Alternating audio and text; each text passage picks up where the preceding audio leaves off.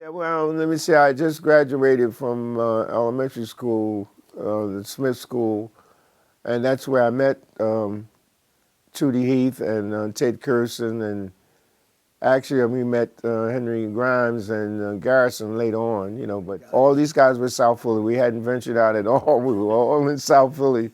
We were doing little dances, little places around in the area that we played. In fact, one time we would play, there was a funeral parlor that had a little house where they basically, I guess, embalmed the bodies. I found out later on, but we didn't know then.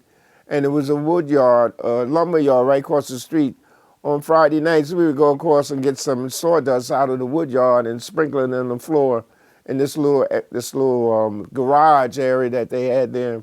And they would let us play there, play our little jazz tunes, just like I said, the Charlie Parker, the Dizzy Gillespie, all those tunes.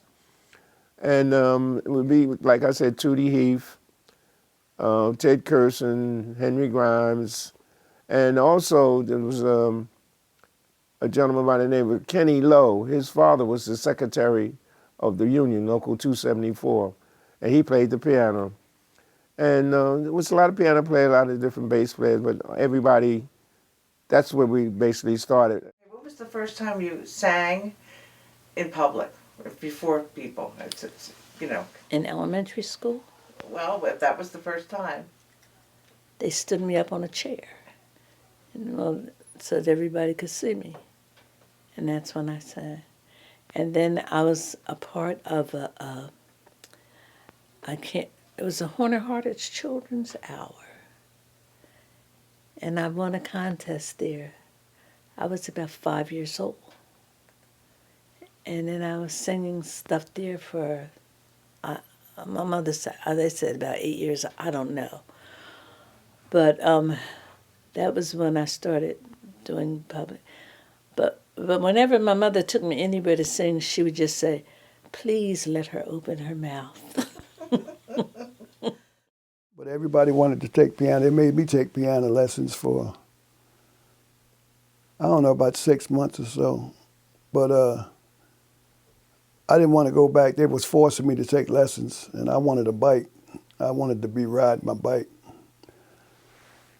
And the piano teacher told my mother that he's not interested. Because I would go and just sit at the piano. She'd tell me to play something, and I'd play one or two notes, and I didn't want to play it. But I wish I had took advice and learned piano. It would have helped me later on. So in turn, I learned chords on guitar. I don't call myself a guitarist, but that's how I learned my changes. By playing enough, to be able to play the chord changes.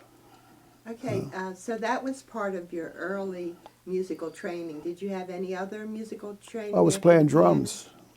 When did you start? Oh, when I was about 6. That's what I had a set of drums home. They was trying to make me learn the piano.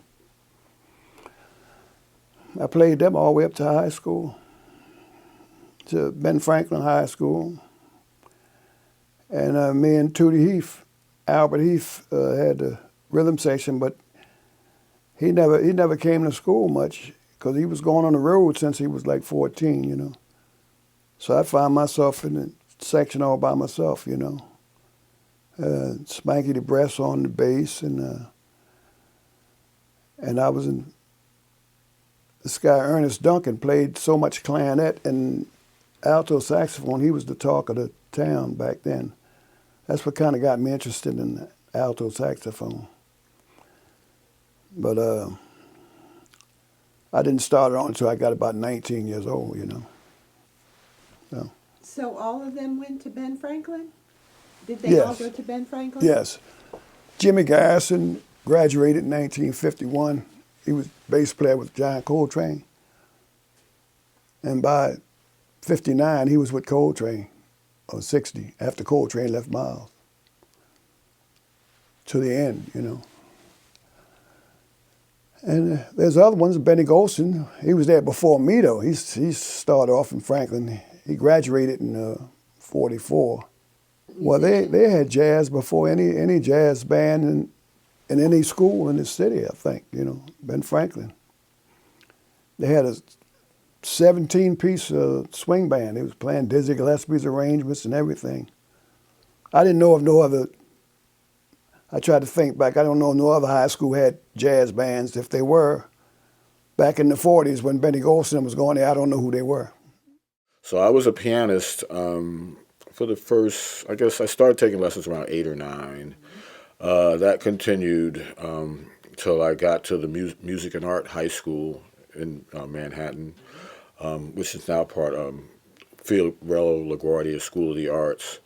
And at the time, if you played piano and if you sang, you had to take up a secondary instrument. And that's where the bass came in. And that's kind of an interesting story because I got to the sign-up area late. And where they had sent me, the choices were either cello or bass. So like I said, I got there late. I look at the list. It's already filled out. And all the girls had picked the cello. And all the boys had picked the bass. So I'm like the last one there. And I'm like looking at this list. And I'm saying, and I'm thinking about my hands because at the time, the bass looks kind of big and like callousy. And I had no intentions of really playing this instrument seriously. I thought I was going to be a piano player. But I'm looking at this list. It was kind of like, I guess I felt the pressure to, be gender pressure. So I ended up signing on to the bass. So that's how I got to the bass. And I hated it. I don't know if you know, like high school basses, they're not the best basses at all. They're like kind of plywood or fiberglass or something. The action's real high. And we're talking like the early 70s, like 73, 74. So a lot of stuff, it was just like, everything was just really archaic. And my hands hurt. And it was, I literally hated it for about 6 months. But I knew I was being graded on it. So eventually I just said, well, you got to figure this out. And by the time I got to my junior, senior year, I guess I was getting good at it. And I like playing in an orchestra. So I enjoyed that. And I was starting to play piano less and less. Other thing, too, I found that there was a lot of piano players that were just like a lot better than me. And there weren't a lot of bass players, and I was kind of progressing. So it's like, okay, maybe this might be, for me. As far as formal instruction on the clarinet, the school provided lessons, but they were group lessons. So I had to go every, whatever it was, Tuesday or something after school for a lesson, but it was a lesson with 4 or 5 other kids, and they were all more advanced than I was. So when I went for the lesson, the teacher, and his name was Attilio, he said, like, okay, kid, you play that. And I couldn't play. So he lost patience with me right away. And at one point he said that his expression was, you can't get blood from a stone. So he said I would never be able to play. So when I went to this football game, Attilio, he remembered me as this horrible student that he didn't like, and he said to me, hey kid, you still play? And I said, yeah, I still. He says, well, if it'll make you happy. Those are the lines I remember, word for word. I think the first job that I did with a group or a trio was with Dave Posmentier. And we used to do quite a few things together before I met Gerald Price. And he was really my musical mentor when it came to someone in the music helping you. He was my musical mentor to the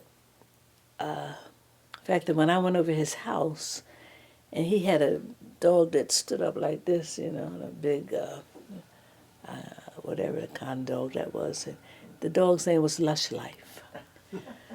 He said because he playing the piano when he first got him, and Lush was in the middle of the room, and he hit some key chord on that song, and the dog and went and sat under the piano. So he became Lush Life. And he would leave him outside a lot on his patio when he was rehearsing or when somebody was there. So one day, I went to his house, and Lush was outside, and I said, hey, gave him a pat and went on in. Gerald came downstairs, and he said, how'd you get in here? I said, I walked in the door. He said, and the dog didn't bark or do anything? I said, no. He went out to Lush. She said, that's your job. And especially keep her out of here. Keep her out of here. Don't you just let her in here. So, we had a lot of fun together. He was my good buddy. Your memories of some of the major jazz players from Philly, John Coltrane. What's your memories of him? Oh, John, like I said, he and Jimmy, they were real close because I remember John when he was playing alto in the Dizzy Gillespie's band. Tootie and I used to hook his school to go see, and they used to be at the Earl Theater, 11th and Market. It was Jimmy on first alto, John, Paul Gonsalves, Big Nick, and Cecil Payne with the saxophones and the Dizzy's band. And Tootie and I, well, like I said, Tootie and I, we did just about everything we could think of. We'd go to John's house, and then with Jimmy, of course, he would take us around to the different rehearsals that the different people would have with Jimmy Oliver. He and Jimmy Oliver had a battle of sax one time out in Westfield. He would take us there. Reds Garlands and, all the musicians, like I said, the Heath Brothers was number one as far as Philadelphia, and everybody loved them, and they loved everybody, and it was just, and I just happened to be there. And how about McCoy? Same thing, basically. McCoy, I remember one night when we started playing the tune Split Kick, which was, I think Clifford Brown wrote it. We were at Barber's Hall, and it was Lee Morgan and I, we were on the gig together, and we played the Split Kick. So McCoy was sitting down, like, in front of the bar. So when we came down, he says, what was the name of that tune you played? He said, could I get the changes to it? So we told him what the tune was. He said, oh, that's the tune. And there would be another you, da da da da da da da. Yeah. And you mentioned Lee Morgan. We used to practice together a lot. Did you? I had a car early in life. I was fortunate enough to have a car, and I used to drive up from South Philly up to Tioga, where he lived at the time. We'd practice in his house and stuff like that. Where the house he grew up in? Yeah, Yeah. Up in Tioga. Okay. What was he like? He was kind of cocky, right? That's what a lot of people say. A little bit. His famous buddy was Kenny Rogers, and they used to play together. Kenny played alto too, Right. so they would have a lot of gigs together, and they would have like pillow fights and all kinds of stuff like that. So we would talk about, what are you guys doing? He said, "You're gonna bust him in the lip, and then you won't be able to make the gig," and all that kind of, just different things like that. But he liked to have fun all the time. That's what he called having fun. Just doing all kinds of strange stuff. You know how some people are that way. Like to do things differently. After we went to the Showboat, and Sonny Stitt was playing there, and so somebody told Sonny that one of those guys over there is a sax player, and we were sitting at the bar, and I had my horn, like I'm sitting at the bar, and I had my horn between my legs. So he came over and he said, "Are you the horn player?" And I said, "Yeah." He said, "Get your ass up there." It's just the way he said it. So if I had any sense, I would have been scared. But I said, "Hey, yeah, I want to go up and play with Sonny Stitt." and later on, I found out, he used to kind of destroy some people, What'd you play? Well, we went up and he said to me, what do you want to play? And the only tune I could think of for some reason or another was Melancholy Baby. And the fact is, he and Bird had both, that was one of the tunes that they played. People always joke about that tune, and people, they make fun of it. But he said, I made the mistake of saying to Sonny Stitt, I said, Melancholy Baby, but instead of saying it that way, I said, "Do you know Melancholy Baby?" Ooh. And he said, "Do I know it?" He said, "I'm Stitt."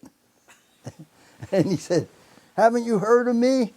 And I said, of course I've heard of you, or something like that. So he turns to the piano player and he said, B flat, you know, and he counted 1, 2, which was fine with me. I could make that tempo. You know, if he had done, I would have been crawling off the bandstand, you know. But I could keep up with it. I didn't sound as good as Sonny Stitt, but I mean, I didn't embarrass myself. So I played a couple of choruses. And then I guess he realized that I could play. So the audience was kind of egging me on, and they're going, yeah, you know, this guy can play, you know.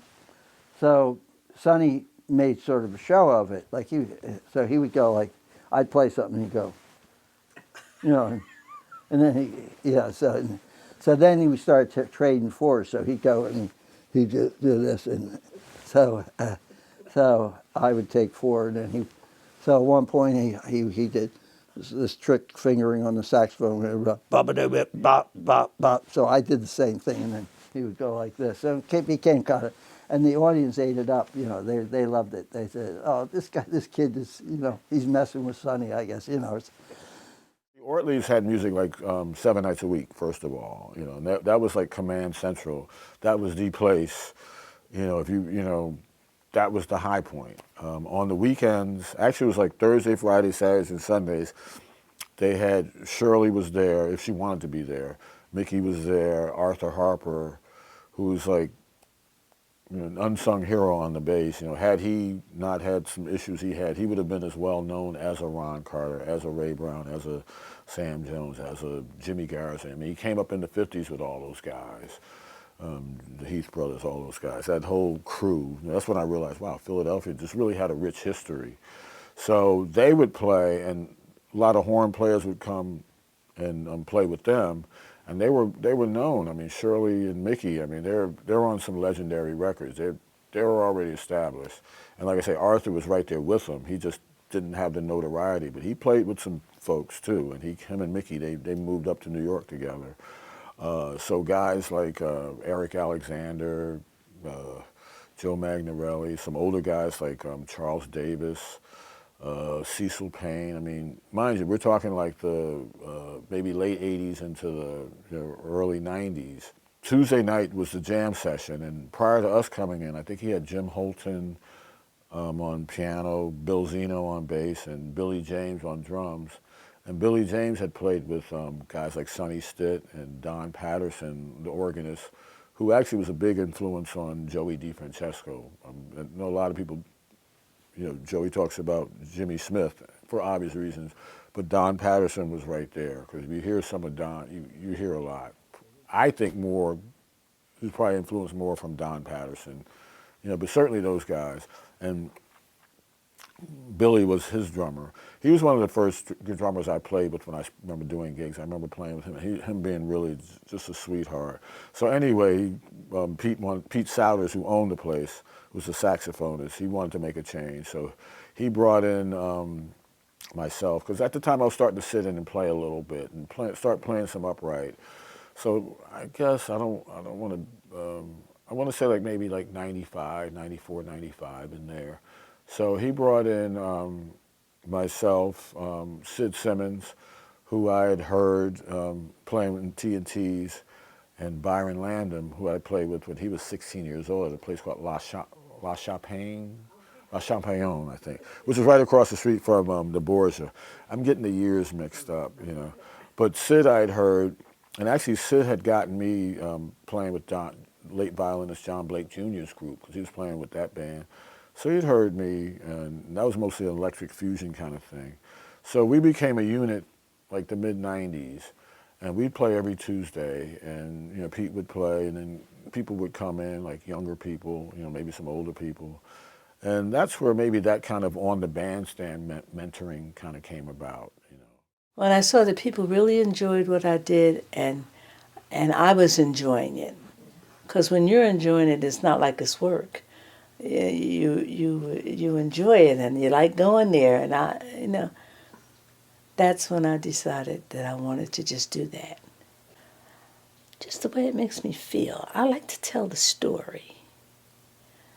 And I like when people listen and say, "Oh, wow, yeah," you know. I like that. I enjoy that. It's not about being a star. It's about enjoying what you do. And I enjoy that. I was doing Cape May Jazz Festival. And I was singing. The people would not leave to go to hear any of the other performers that were working at other venues for the festival. So people couldn't get in. New people couldn't get in. And then when what's her name, Woody's wife, came, Carol. Carol said, "Oh, you have to stop. We have to stop at a certain time." He said, "Well, why we have to?" Well, it's because it's the rules here in Cape May. They will fine us. So this man said, "Well, I'll go around with a hat, and we will collect the fee to pay for stay up there." Best advice I was ever given, I don't know what you call it advice, but